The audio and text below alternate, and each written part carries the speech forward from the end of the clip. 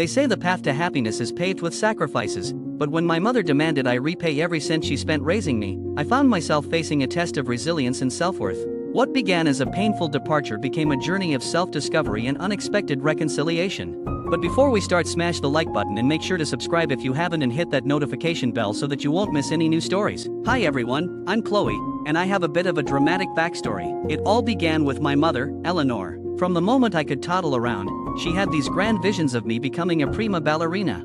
You see, Eleanor had been a dancer herself, but her dreams of stardom were tragically cut short by an injury. So, naturally, she poured all her unfulfilled aspirations into me. I was barely out of diapers when I found myself in dance classes, twirling around before I even knew what twirling meant. The dance studio quickly became my second home, but to me, it felt more like a gilded cage. My mother dreamed of pirouettes and grand jetés, while I found my passion elsewhere, in debate clubs and mock trials. The law fascinated me. The thrill of standing in a courtroom, arguing cases, and fighting for justice ignited a fire in me that ballet never could. But to Eleanor, my love for the law was nothing short of betrayal. So, I kept my legal aspirations hidden for as long as I could. I attended dance classes, my heart heavy with each forced plie and arabesque, while secretly preparing for law school. When the time finally came, I got accepted into one of the top law schools in the country. I knew I had to break the news to my mother, and it was one of the hardest things I had ever done. I remember that evening vividly. I walked into the living room, where my mother was sitting on the couch, flipping through an old photo album filled with pictures of me in various dance recitals. My stomach churned as I sat down next to her. "Mom, we need to talk," I began, my voice trembling. She looked up, concern etched on her face. "What is it, Chloe?" Taking a deep breath, I said, "I got into law school. One of the best in the country." For a moment, she just stared at me, and then her face transformed, anger and disappointment mixing into a look that pierced my heart. "Law school? What about ballet? All those years, all those sacrifices, for this?" "Mom, I love the law. It's my passion, my dream. Dancing was never what I wanted," I explained, trying to keep my voice steady. Her expression hardened. "If you walk out that door to follow this so-called dream, you are no longer my daughter." Her words hit me like a physical blow. I tried to reason with her, saying, "Mom, please, just try to understand. This is my life, my choice." But she wouldn't budge. She just stood there, arms crossed, ice cold. A few days later, a letter arrived in the mail. It was from my mother. I opened it to find a detailed bill, itemizing every single expense she had incurred raising me, right down to the countless dance lessons. The note attached read to Chloe, "Since you have chosen to turn your back on everything I've given you, it's only fair you reimburse me for all I've spent raising you. Below is a list of expenses. I expect full repayment. Eleanor." I scanned the bill, which listed everything from dance lessons, $30,000, to school supplies, $5,000. She was demanding that I repay her for everything. With a heavy heart, I decided to pack my bags and leave. I knew the road ahead would be tough, but I was more determined than ever to pursue my dreams. Balancing part-time jobs and intense studies, I threw myself into law school. Each success in the classroom felt like a silent victory over the doubts and fears that haunted me. Years passed, and I graduated with honors. I joined a prestigious law firm and quickly made a name for myself as a tenacious and passionate attorney. Yet, the memory of my mother's rejection and the bill she had sent me remained a constant reminder of the cost of my freedom. One day, I found myself defending a woman who had been wronged by a powerful corporation. The case was high-profile and emotionally charged. We won the case, and the verdict made headlines. As I was about to leave the courthouse that day, my assistant approached me, looking nervous. "Miss Chloe, there's someone here to see you," she said quietly. I frowned, curious. "Who is it?" "Some Eleanor Richardson," she replied, glancing toward the lobby. My heart skipped a beat. I hadn't seen my mother in years.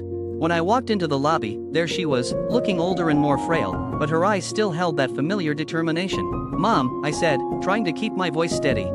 "Well, I guess you're successful now," she said, her tone icy. She handed me an envelope. Inside was another bill, a revised total of all the expenses she believed I owed her, now adjusted for inflation and interest. A wave of emotions washed over me, but I remained composed. I took the bill, folded it neatly, and placed it in my briefcase. "Let's talk," I said, leading her back into the courtroom, which was now empty, the echoes of my victory still lingering. I told her the story of the case, of how I had fought for justice and won. "Mom, this case meant a lot to me. It was about standing up for what's right, just like I did when I chose to pursue law." She sat quietly, listening. For the first time, I saw a glimmer of understanding in her eyes. I handed her a check, covering the amount she had demanded. Along with it, I presented a second document, a receipt for the emotional and psychological costs of her rejection.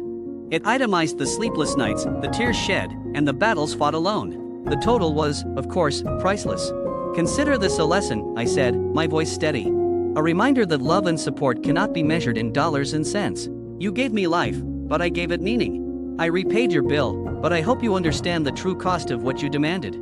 For the first time, my mother's stern facade cracked, and tears welled up in her eyes. She looked at me, her voice trembling. Chloe, I never realized. I don't know how to. Seeing my mom in that condition pained me. She wasn't one to struggle with words, and I could tell how much it hurt her. I nodded, feeling both relief and sadness. I know, Mom. But it's time we move forward. She left the courthouse that day with a heavy heart, but a seed of understanding had been planted. As she reached the door, she turned back to me. Can we try to start over? She asked, her voice barely above a whisper. I smiled, tears in my eyes. I'd like that. Years later, my mother and I found a way to reconcile. She never fully apologized, but she softened, attending my court cases and eventually becoming my most ardent supporter. One evening, after a particularly grueling case, she waited for me outside the courtroom. You did well in there, Chloe, she said, her pride evident in her voice. I smiled. Thanks, Mom. It means a lot to hear you say that.